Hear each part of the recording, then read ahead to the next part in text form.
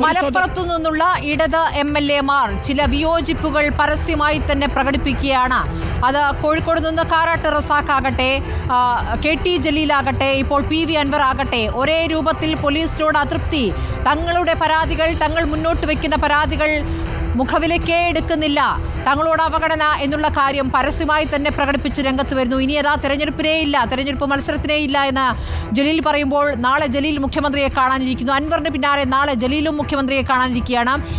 ശ്രീത്തിലേക്ക്. ശ്രീത്ത്, ഇപ്പോൾ PV അൻവർ പറഞ്ഞത് ആരുമില്ലെങ്കിൽ തനിക്ക് ദൈവമുണ്ട്, അവസാനം വരെ പോരാടും എന്നുള്ളതാണ്.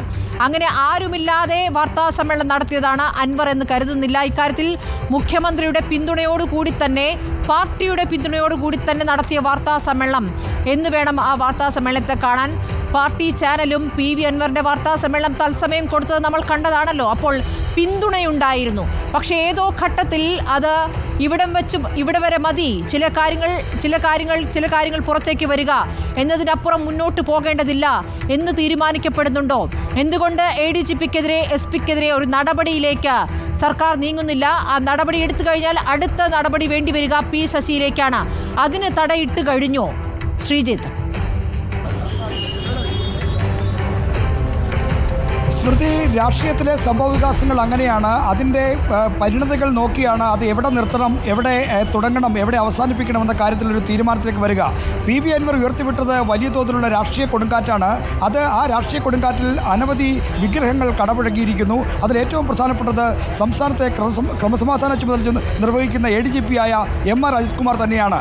രണ്ടാമതായി സംസ്ഥാനത്തെ പൊളിറ്റിക്കൽ സെക്രട്ടറി, അതായത് പോലീസിനെ അടക്കം നിയന്ത്രിക്കുന്ന സർവശക്തൻ എന്നറിയപ്പെടുന്ന മുഖ്യമന്ത്രിയുടെ പൊളിറ്റിക്കൽ സെക്രട്ടറി P ശശിക്കെതിരെയോ ആക്ഷേപങ്ങളും വന്നു. അപ്പോൾ ശശി കൂടി ആരോപണ നിഴലിലേക്ക് വരുന്ന, വിമർശന നിഴലിലേക്ക് വന്ന ഒരു സംഭവമായി മാറി. കേവലം ഏതെങ്കിലും രണ്ട് പോലീസ് ഉദ്യോഗസ്ഥരെ ലക്ഷ്യമിട്ടാണ് PV അൻവർ ഈ ആരോപണങ്ങൾ, വിമർശനങ്ങൾ ഉന്നയിച്ചത് എന്ന് കരുതാതെ വയ്യ. അദ്ദേഹത്തെ പ്രകോപിപ്പിച്ച ആദ്യ ഘടകം അദ്ദേഹം അവസാനിപ്പിക്കുമെന്ന് വെല്ലുവിളിച്ച ഒരു സ്വകാര്യ വെബ്സൈറ്റ് ഉടമ അദ്ദേഹത്തെ അറസ്റ്റ് ചെയ്യുന്നതുമായി ബന്ധപ്പെട്ട് പോലീസിൻ്റെ ഭാഗത്തുനിന്ന് വലിയ തോതിൽ കള്ളക്കളി ഉണ്ടായി. ആ വെബ്സൈറ്റ് ഉടമയിൽ നിന്ന് ബന്ധുക്കളിൽ നിന്ന് 2 കോടി രൂപ കൈക്കൂലി വാങ്ങി തുടങ്ങിയ ആക്ഷേപങ്ങളാണ് അൻവറിനെ പ്രകോപിച്ചതെന്നാണ് കരുതുക. എന്നാൽ പിന്നീട് അതിൽ മാത്രമല്ല അദ്ദേഹം ആരോപണം ഉന്നയിച്ചത്.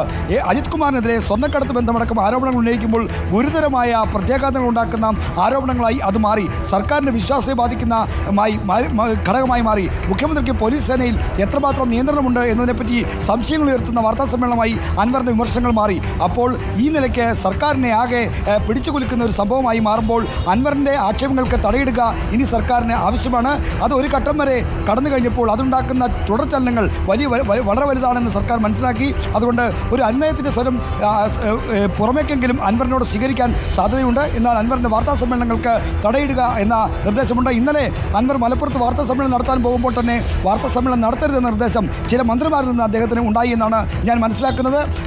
എങ്കിലും അത് ചെവിക്കൊള്ളാതെ തൻ്റെ അവസാനത്തെ വാർത്താ സമ്മേളനം നിലയ്ക്കാണ് മലപ്പുറത്ത് ഇന്നലെ കൂടുതൽ തെളിവുകൾ പുറത്തുവിട്ടുകൊണ്ട് അൻവർ സംസാരിച്ചത്. എന്തായാലും അൻവറിൻ്റെ പ്രതികരണം സർക്കാരിനുണ്ടാക്കിയ നാണക്കേട്, സർക്കാരുണ്ടാക്കിയ ക്ഷീണം, CPIM-നുണ്ടാക്കിയ വിശ്വാസനഷ്ടം തുടങ്ങിയ കാര്യങ്ങൾ വളരെ വലുതാണ്. ആ വലിയ അളവിലുള്ള ഒരു പ്രത്യാഘാതത്തെ എങ്ങനെ സർക്കാർ നേരിടുമെന്നാണ് ഈ കൂടിക്കാഴ്ചയ്ക്ക് ശേഷം നമുക്ക് അറിയാനുള്ളത്. വലിയ ഒരു സസ്പെൻസ് ഈ വിഷയത്തിലുണ്ട്. ആ സസ്പെൻസ് എപ്പോൾ അവസാനിക്കുമെന്നുള്ളതാണ് അറിയേണ്ടത്. ഈ മുഖ്യമന്ത്രിയുമായുള്ള കൂടിക്കാഴ്ചയ്ക്ക് ശേഷം അൻവറിൻ്റെ പ്രതികരണം എങ്ങനെ എന്നുള്ളത് തന്നെയാണ് രാഷ്ട്രീയ കേരളം ഉറ്റുനോക്കുന്നത്. ഏത് രൂപത്തിലാകും? താൻ പറഞ്ഞ കാര്യങ്ങൾ പുറത്തു വന്ന മാധ്യമങ്ങളോടും അദ്ദേഹം വിശദീകരിക്കുമോ? കഴിഞ്ഞ 2 ദിവസം നടത്തിയ വാർത്താ സമ്മേളനത്തിൽ പറഞ്ഞതിലപ്പുറം PV അൻവർ മുഖ്യമന്ത്രിയെ കണ്ട് പറഞ്ഞോ? തൻ്റെ പക്കൽ വാട്സാപ്പ് സന്ദേശങ്ങളടക്കം തെളിവുകളായുണ്ട്. താൻ ഇതാ ഫോൺ കോളുകൾ ചോർത്തിയിരിക്കുന്നു, നിയമവിരുദ്ധമായി ചില കാര്യങ്ങൾ പ്രവർത്തിച്ചിരിക്കുന്നു, അത് ചില കാര്യങ്ങൾ പുറത്തു വരാൻ വേണ്ടിയിട്ടാണ്, അതിൽ താൻ ക്ഷമ ചോദിക്കുന്നു ജനങ്ങളോട് എന്ന മുഖവരിയോടെ പറഞ്ഞ കാര്യങ്ങളിൽ എന്തെങ്കിലും സത്യമുണ്ടോ? PV അൻവർ ഇതിനു മുമ്പും VD സതീശനെതിരെ സഭയിൽ പറഞ്ഞ കാര്യങ്ങൾ തൻ്റെ പക്കൽ പല തെളിവുകളും ഉണ്ട് എന്നതായിരുന്നു. ആ തെളിവുകളൊന്നും പിന്നീട് പുറത്തേക്ക് വരുന്നത് കണ്ടില്ല. അങ്ങനെ പറയുന്ന രൂപത്തിലാണോ കഴിഞ്ഞ 2 ദിവസങ്ങളായി PV അൻവർ പ്രവർത്തിച്ചിരിക്കുന്നത്? അതോ അതിലപ്പുറം ചില കാര്യങ്ങളുണ്ടോ? അത് അൻവറിൻ്റെ മാത്രം ഉദ്ദേശത്തിൽ വന്ന വാർത്താ സമ്മേളനമാണോ? അൻവറിന് പറയാനുള്ളതാണോ അൻവർ പറഞ്ഞിരിക്കുന്നത്? അതോ മറ്റാർക്കോ പറയാനുള്ളത് അൻവറിനെ കൊണ്ട് പറയിക്കുകയായിരുന്നോ? അഥവാ അൻവർ ഒരു സന്ദേശവാഹകനായിരുന്നോ? ഇതിൻ്റെയൊക്കെ ഉത്തരങ്ങൾ അറിയേണ്ടതുണ്ട്.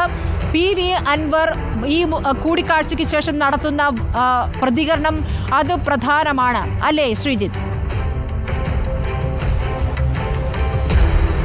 തീർച്ചയായും അൻവർ ഉയർത്തിയ ആരോപണങ്ങൾ അദ്ദേഹം ചില കാര്യങ്ങൾ നീതി കിട്ടാത്തതിലുള്ള വിഷമത്തിൻ്റെ അടിസ്ഥാനത്തിൽ അല്ലെങ്കിൽ വിമർശനത്തിൻ്റെ അടിസ്ഥാനത്തിൽ നടത്തിയതാണോ എന്ന ചോദ്യമാണ് ആദ്യഘട്ടത്തിൽ ഉയർന്നത്. എന്നാൽ പിന്നീട് ആ വിമർശനത്തിലൂടെ വാർത്താ സമ്മേളനത്തിലൂടെ അദ്ദേഹം പുറത്തു കൊണ്ടുവന്ന വിവരങ്ങളിലൂടെ വെളിപ്പെട്ടത് വലിയ ഇമ്പാക്റ്റ് ഉണ്ടാക്കുന്ന വലിയ ആഘാതമുണ്ടാക്കുന്ന കാര്യങ്ങളാണ്. ഒന്ന്, സർക്കാരിൻ്റെ പോലീസിലെ പ്രവർത്തനം ആകെ കുത്തഴിഞ്ഞതാണ് എന്ന പ്രതീതി വന്നു. പ്രതീതിയല്ല, അത് യാഥാർത്ഥ്യമാണ് എന്ന് തെളിയിക്കുന്ന ഫോൺ സംഭാഷണമാണ് പിന്നീട് പത്തനംതിട്ട ജില്ലാ പോലീസ് മേധാവിയായ സുജിത് ദാസും PV അൻവർ നടത്തിയ സംഭാഷണത്തിലൂടെ പുറത്തു വന്നത്. പോലീസിൽ ആകെ നടക്കുന്ന കാര്യങ്ങളിൽ മുഖ്യമന്ത്രിക്ക് നിയന്ത്രണമില്ല എന്നതുകൂടി വെളിവാക്കപ്പെട്ടു. അതായത് ഇരട്ടച്ചങ്കനെന്നും വലിയ ശക്തനായ ഭരണാധികാരി എന്നും അറിയപ്പെടുന്ന മുഖ്യമന്ത്രിക്ക് തൻ്റെ പോലീസ് സംവിധാനത്തിൽ തൻ്റെ പൊളിറ്റിക്കൽ സെക്രട്ടറിക്ക് മേൽ കൃത്യമായ നിയന്ത്രണമില്ല. കാര്യങ്ങൾ അദ്ദേഹം ആഗ്രഹിച്ച പോലെ മുന്നണിയുടെയും സർക്കാരിൻ്റെയും നയപരിപാടികൾക്കനുസരിച്ചല്ല നടക്കുന്നത് എന്ന വെളിപ്പെടലാണ് PV അൻവറിന്റെ വാർത്താ സമ്മേളനത്തിലൂടെ സംഭവവികാസങ്ങൾ മുഖ്യമന്ത്രിക്ക് നിയന്ത്രിക്കാൻ കഴിയുന്നില്ല, ഉപജാപക സംഘത്തിന്റെ പിടിയിലെന്നാണ് പ്രതിപക്ഷ നേതാവ് പറഞ്ഞത്. ആ രൂപത്തിൽ മുഖ്യമന്ത്രിക്ക് പ്രവർത്തിക്കാനാകാത്ത വിധം കൈകൾ കെട്ടപ്പെട്ടിരിക്കുന്നു എന്നാണോ മനസ്സിലാക്കേണ്ടത്? ഇന്നലെ രാവിലെ മുഖ്യമന്ത്രി പറഞ്ഞത് ഒരു പൊതുവേദിയിൽ നടപടി പ്രഖ്യാപിക്കുന്ന അപൂർവ കാഴ്ച നമ്മൾ ഇന്നലെ രാവിലെ കണ്ടു. എന്നിട്ട് വൈകിട്ടായപ്പോഴേക്കും എല്ലാം തണുത്തുറഞ്ഞ് അന്വേഷണം DGPയുടെ നേതൃത്വത്തിലുള്ള 5-അംഗ സംഘം അതേ സ്ഥാനത്ത് ആരോപണ വിധേയൻ തുടരട്ടെ എന്ന തീരുമാനത്തിലേക്ക് വരുമ്പോൾ മുഖ്യമന്ത്രി നിസ്സഹായനാണ്, മുഖ്യമന്ത്രി ദുർബലനാണ് എന്ന വിവരമല്ലേ, എന്ന സന്ദേശമല്ലേ പുറത്തേക്ക് വരുന്നത്? മുഖ്യമന്ത്രി ശക്തമായ നടപടി സ്വീകരിക്കുമെന്ന പ്രതീതിയാണ് ഇന്നലെ കോട്ടയത്ത് പോലീസ് അസോസിയേഷന്റെ സമ്മേളനത്തിന് ശേഷം നടത്തിയ പ്രതികരണത്തിലൂടെ ഉണ്ടായത്. സാധാരണ രാഷ്ട്രീയ നേതാക്കൾക്കെതിരെ, മന്ത്രിമാർക്കെതിരെ ആരോപണങ്ങൾ, ആക്ഷേപങ്ങൾ വരുമ്പോൾ അവരെ മാറ്റി നിർത്തി അന്വേഷിക്കണം എന്നൊരു ആവശ്യം പൊതുവിൽ ഉയരാറുണ്ട്. സമാനമായി ഉന്നത പോലീസ് തസ്തികയിലിരിക്കുന്ന ADGP MR അജിത് കുമാറിനെതിരെ വന്ന ആരോപണങ്ങളുടെ പശ്ചാത്തലത്തിൽ നടക്കുന്ന അന്വേഷണത്തിലും അത് പ്രതീക്ഷിച്ചു. എന്നാൽ MR അജിത് കുമാറിനെ മാറ്റി നിർത്താൻ ഈ നിമിഷം വരെ സർക്കാർ തയ്യാറായിട്ടില്ല. എന്താണ് സർക്കാരിനെ, മുഖ്യമന്ത്രിയെ പുറകോട്ട് വലിക്കുന്ന ഘടകം? അജിത് കുമാർ നൽകിയ പരാതിക്കൊപ്പമാണ് PV അൻവറിന്റെ ആക്ഷേപങ്ങളും അന്വേഷിക്കുന്നത്. അപ്പോൾ തുല്യനീതി എന്ന കാര്യം, സാമാന്യനീതി എന്ന കാര്യം അജിത് കുമാറിനോട് ആ ഘട്ടത്തിൽ കാണിച്ചു. എന്നാൽ ഇത്തരമൊരു ആരോപണം നേരിടുന്ന MR അജിത് കുമാറിനെ ക്രമസമാധാനം പോലുള്ള ഏറ്റവും ഗ്ലാമറസ് ആയ പോസ്റ്റ്, കേരളത്തിലെ സംസ്ഥാന പോലീസ് മേധാവി കഴിഞ്ഞാൽ ഏറ്റവും ശക്തമായ പദവിയാണ് ക്രമസമാധാന ചുമതലയുള്ള ADGP എന്ന് പറഞ്ഞാൽ. കാരണം കേരളത്തിൻ്റെ ലോ ആൻഡ് ഓർഡറിൻ്റെ ആകെ നിയന്ത്രണം ഈ കൈകളിലാണ്. അപ്പോൾ അത്തരമൊരു നിർണായക തസ്തികയിൽ അജിത് കുമാറിനെ ഇരുത്തിക്കൊണ്ട് ഇങ്ങനെ ഒരു അന്വേഷണം നടത്തിയാൽ എന്താണ് ഫലം? നീതിപൂർവമാണോ അന്വേഷണം? നിഷ്പക്ഷമാകുമോ അന്വേഷണം? അദ്ദേഹത്തിൻ്റെ കീഴിലുള്ള ഉദ്യോഗസ്ഥരുടെ ഭൂരിപക്ഷവും അടങ്ങുന്ന ഒരു അന്വേഷണ സംഘത്തെ കൊണ്ട് അന്വേഷിപ്പിച്ചാൽ കാര്യങ്ങൾ വ്യക്തമായി നടക്കുമോ? തുടങ്ങിയ പ്രശ്നങ്ങളൊക്കെ തന്നെ ഉയരുന്നുണ്ട്. അപ്പോൾ എന്തോ ഒന്ന് സർക്കാരിനെ പുറകോട്ട് വലിക്കുന്നുണ്ട്. ഈ സുജിത് ദാസിനെ മാറ്റി നിർത്തിയ നടപടിയില്ല. ഇപ്പോൾ അദ്ദേഹത്തെ പത്തനംതിട്ടയിൽ നിന്ന് സ്ഥലം മാറ്റി എന്നത് ഒഴിച്ചാൽ സസ്പെൻഡ് ചെയ്യാൻ പര്യാപ്തമായ ഘടകങ്ങളെല്ലാം സുജിത് ദാസിനെതിരെയും ഉണ്ടായിരുന്നു. മാത്രമല്ല സ്വർണ്ണക്കടത്ത് പോലുള്ള ഗുരുതരമായ ആക്ഷേപങ്ങൾ അദ്ദേഹത്തിനെതിരെ ഉണ്ട്. അതേ ആരോപണങ്ങൾ ഇപ്പോൾ മുഖ്യമന്ത്രിയുടെ മുന്നിലേക്ക് യോഗത്തിൽ പങ്കെടുത്തുകൊണ്ടിരുന്ന MR അജിത് കുമാറിനെതിരെയുമുണ്ട്. ഈ ആരോപണങ്ങളിലൊന്നും കൃത്യമായ നടപടി സർക്കാരിന് ഉണ്ടാകുന്നില്ല. അവരെ സംരക്ഷിക്കുന്നു എന്ന പ്രതീതിയാണ് ഈ സർക്കാർ നടപടികളിലൂടെ, സർക്കാരിൻ്റെ ഉത്തരവുകളും മറ്റും നോക്കുമ്പോൾ നമുക്ക് മനസ്സിലാക്കാൻ കഴിയുന്നത്. ശരി, ശ്രീജിത്തും TV പ്രസാദും സെക്രട്ടേറിയറ്റിന് മുന്നിൽ നിന്നും തത്സമയം വിവരങ്ങൾ നൽകിക്കൊണ്ടിരിക്കുകയാണ്.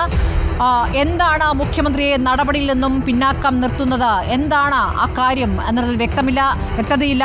ഏതായാലും PV അൻവർ പുറത്തു ഇറങ്ങിയ ശേഷം എങ്ങനെ മാധ്യമങ്ങളോട് പ്രതികരിക്കുന്നു എന്നുള്ളത് വളരെ നിർണായകമാണ്. എന്താകും അദ്ദേഹത്തിൻ്റെ